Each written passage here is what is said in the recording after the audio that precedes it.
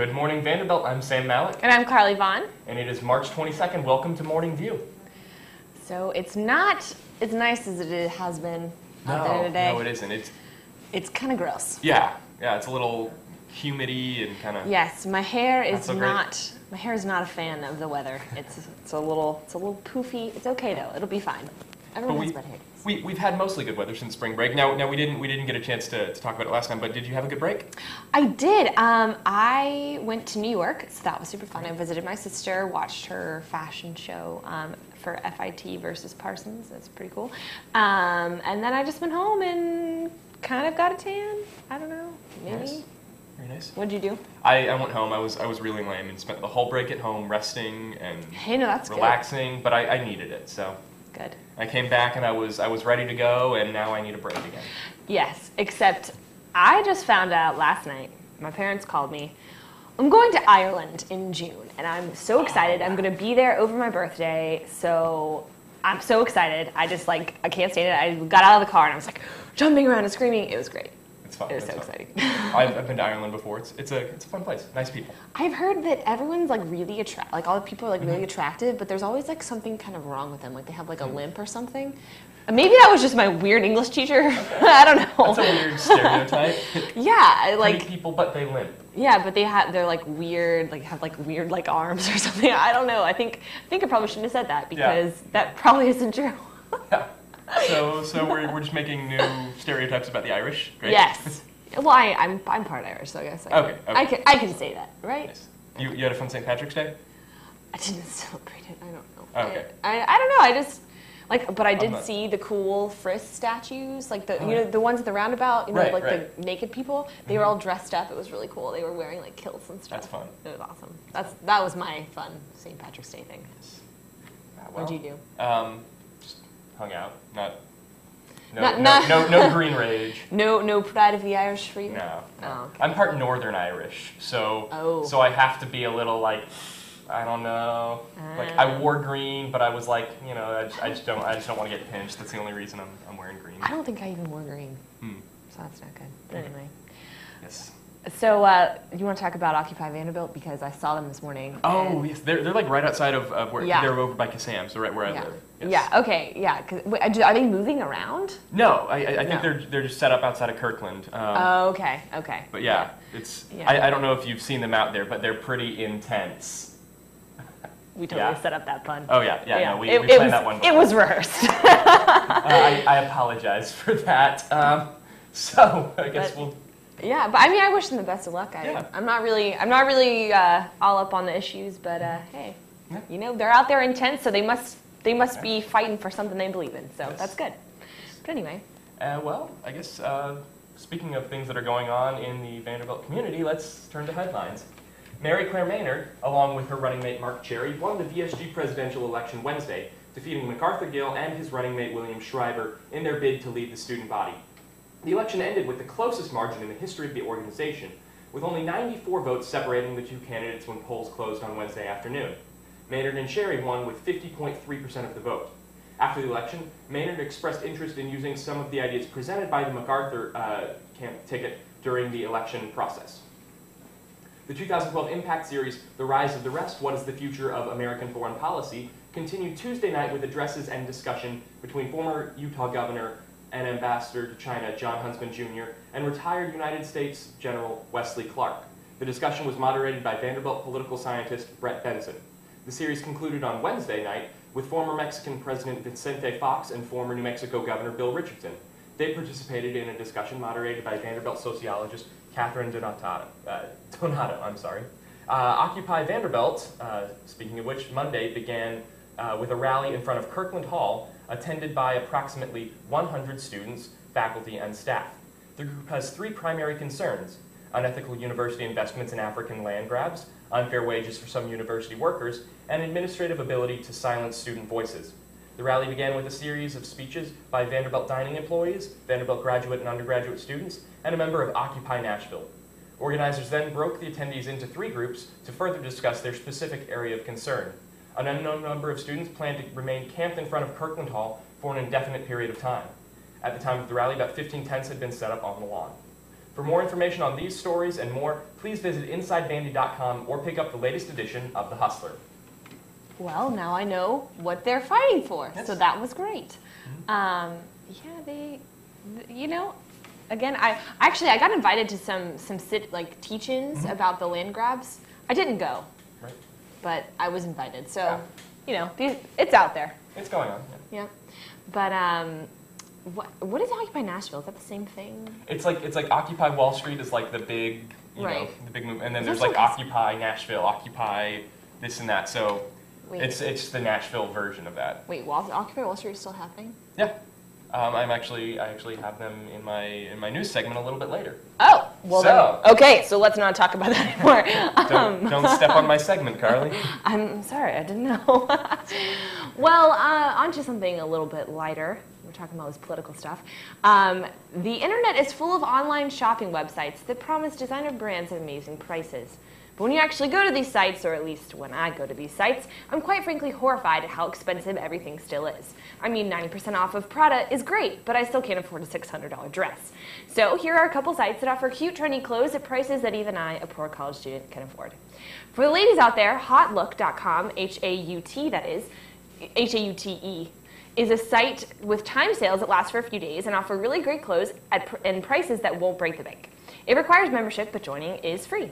If you're looking for a designer bag, think Gucci, Chanel, etc., then Avell.com, that's with 2 L's and an E on the end, offers the ability to try out bags and even jewelry by the week for like $100 or less per week, so that's really great too. If it's makeup you're looking for, then EyeSlipsFace.com offers makeup for as low as $1. You might think this would be sacrificing on quality, but in all actuality, this stuff is pretty good.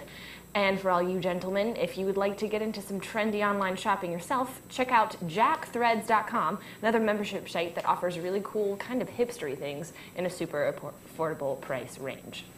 And you can do all of that while you're supposed to be taking notes in your lecture classes, because that's what happens instead of taking notes.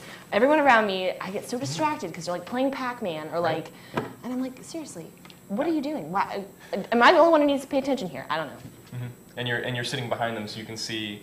Yeah. Yeah.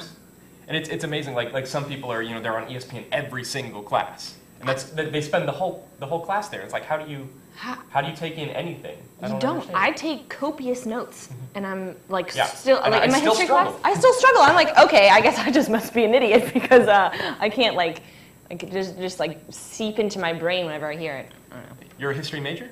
No. No. Okay. No. I don't know why I thought that. No. Well, I was thinking about doing the whole English history double like interdisciplinary thing, but I think I'm just gonna go English because. Okay. I'm in the I English like that. history cross-disciplinary class right Yeah. now, and it's a Oh. lot of fun. It is. Which class is that? It's on Victorian England. It's team taught. So there's Oh. one professor from the English department and one professor from the history department. And That sounds the super English cool. professor's always like, okay, let's put on our English major hats. And I'm like, but I'm not an English major. I don't know. Well, that sounds I'm super uncomfortable with this. Victorian England. I love Victoria England. Victorian England, Victoria England. What the heck am I talking about? I don't know. Okay. But anyway, Yes. Well, so I guess we will. you want to talk about your Occupy Wall Street now? Yeah, let's talk Okay. about Occupy Wall Street. 6 protesters from the Occupy Wall Street movement were arrested early Wednesday in New York's Union Square Park during a confrontation with police, authorities said. The demonstrators were arrested after they were asked to vacate the Lower Manhattan Park at midnight, according to New York Police Department spokesman Detective Mark Nell. There were 6 charges of disorderly conduct, 4 charges of obstructing government administration, 1 charge of resisting arrest, and 1 charge of violation of local law, the spokesman said. French police burst into the apartment of a suspected al-Qaeda-trained militant accused of killing 7 people, prompting a shootout that ended with Mohammed Merah, gun in hand, jumping out a window to his death, authorities said Thursday. 2 police officers were injured in the raid, which came after a siege of the apartment lasting more than 31 hours, Interior Minister Claude Thronat said. Merah, 23, was wanted in the killings of 3 French paratroopers and 3 students and a rabbi at a Jewish school in Toulouse, in a string of shootings that began on March 11th. And Jason Russell, who directed a documentary about a notorious Uganda warlord, Kony, that went viral, will remain hospitalized a number of weeks to recover from reactive psychosis, his family said Wednesday. Russell, 33, was picked up by police last Thursday after several people reported a man running along a San Diego, California street in his underwear, screaming, sources said. Oh my gosh. Okay, so I read about that. Right. I like saw that story, and like it was saying like that he was like on drugs and stuff, but it was reactive psychosis. Right. Is that like a real thing, or is that like that's what his family said. So I don't know if it's. So they probably want it to be a real Right. thing. They probably don't want it to be drugs. Well, yeah. I mean, who Yeah. wants that? Who wants that? But oh my gosh, reactive psychosis. Okay, I'm gonna have to do a little research. But okay. Did you hear about those girls in New York that were like contracting Tourette's, and they had like Tourette's like symptoms? Oh no. Well, like they thought it was like some kind of weird radiation, and but then it turns out it was all just in their heads, and it was like psychogenic. So they were like spreading. They were spreading the disease, but like by suggestion. Like a girl would see another girl like with these weird psychogenic symptoms, and then she would get them too. It was crazy. And they even had, you know Erin Brockovich, Yes. like, yeah. So she actually went and like did research because they thought it was like some kind of weird radioactive thing, but it wasn't. It was all in their minds. So I'm guessing that's probably like the same thing. Reactive psychosis, psychogenic. I don't know. Okay. Wow.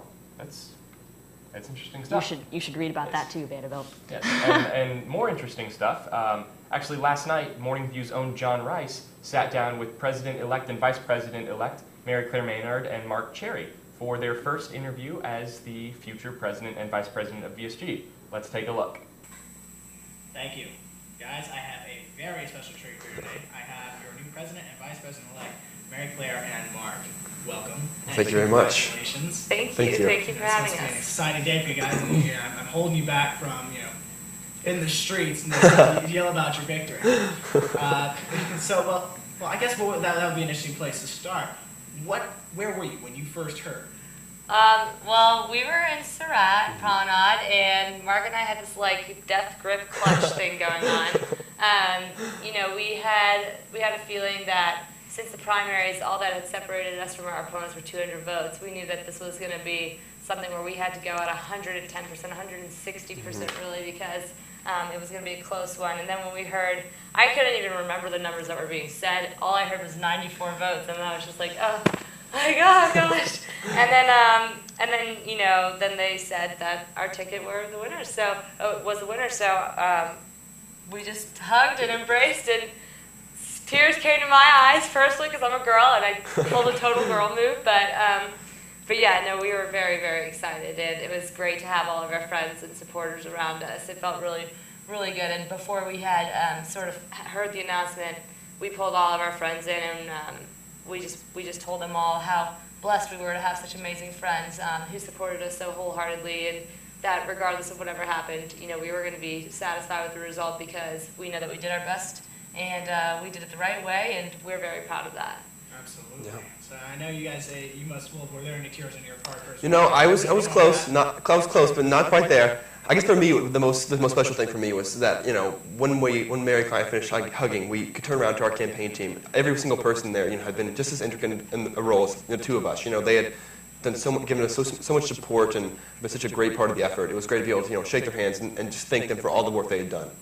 Absolutely, and absolutely congratulations, campaign team. Definitely. Good job. And I may have called this moment a year ago. Because I'm not that psychic.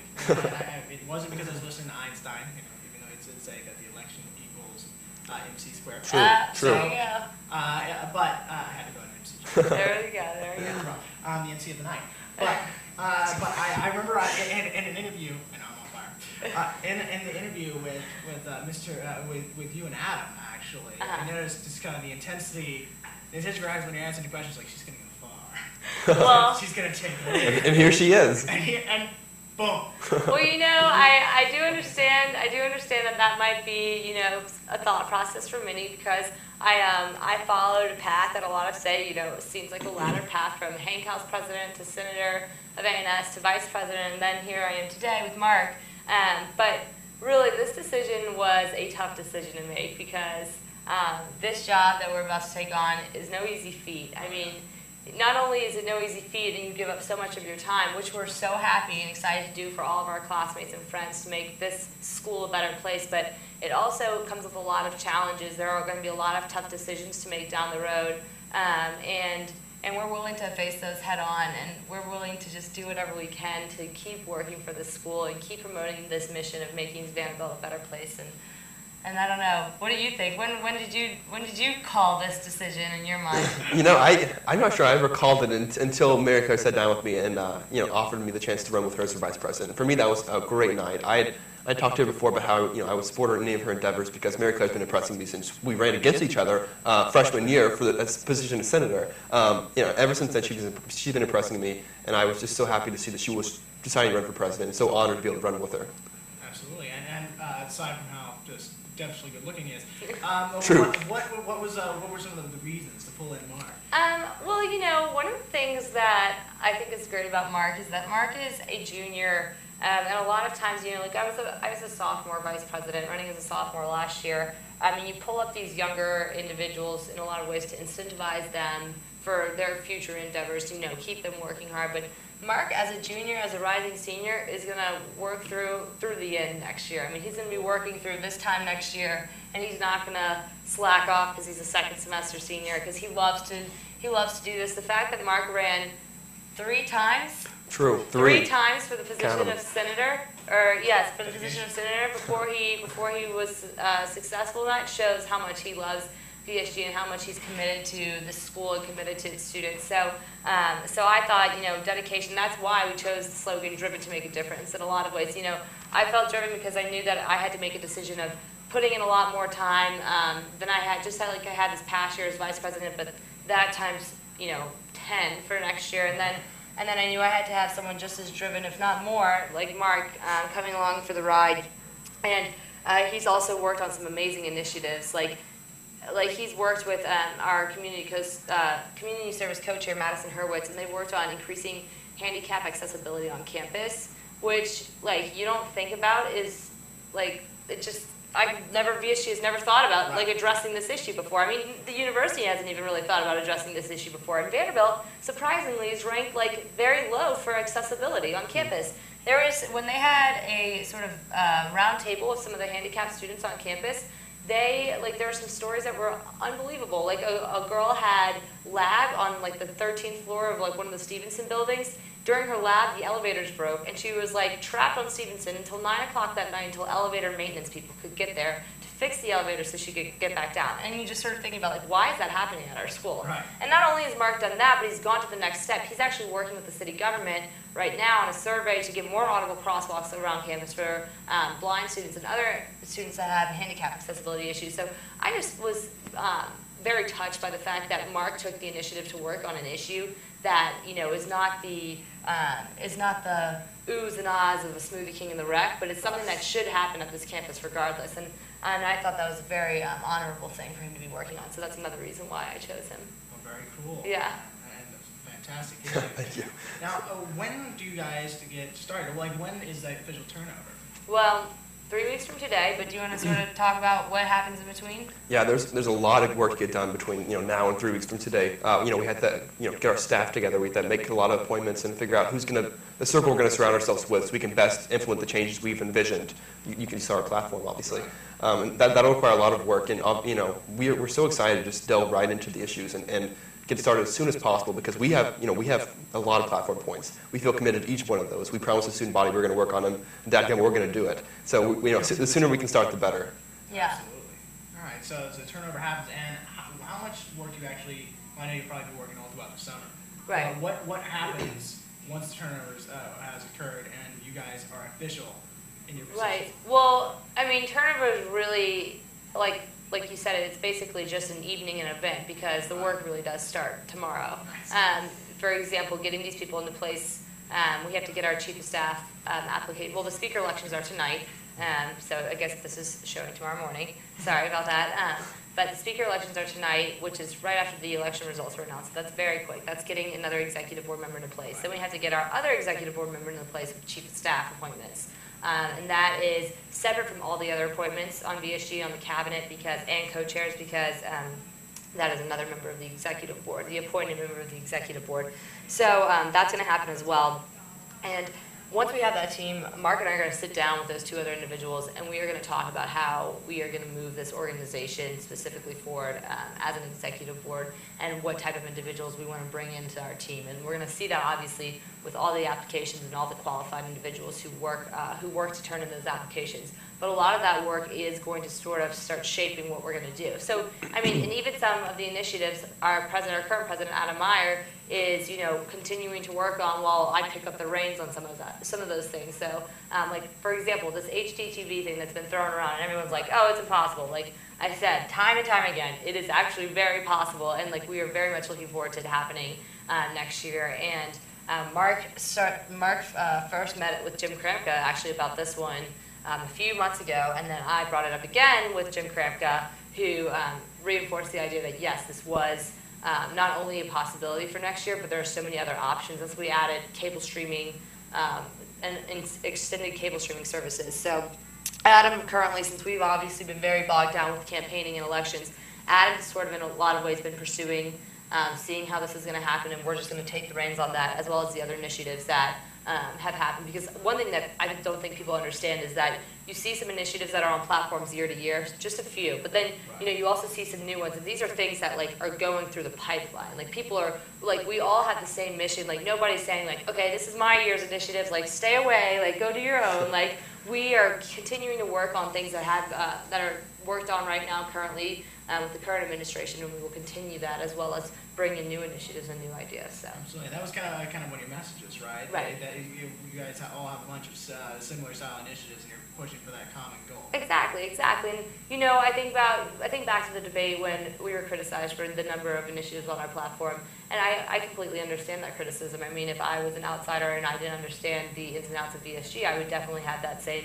sort of criticism, and I would understand that. But I made the argument there that I had worked on an initiative for increased service, particularly for AT&T, which obviously has the worst cell coverage on campus currently.